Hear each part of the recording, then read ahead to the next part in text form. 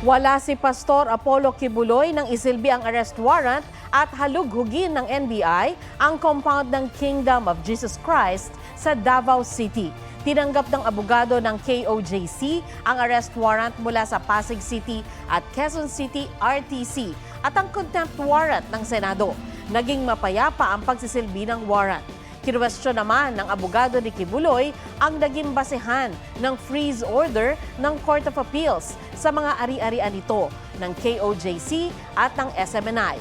Malaki rin daw ang magiging epekto ng freeze order sa mga empleyado ng corporate entities. Tingin naman ng PNP, malaking tulong ang freeze order dahil hirap silang matunton ang pastor sa dami ng assets at resources nito.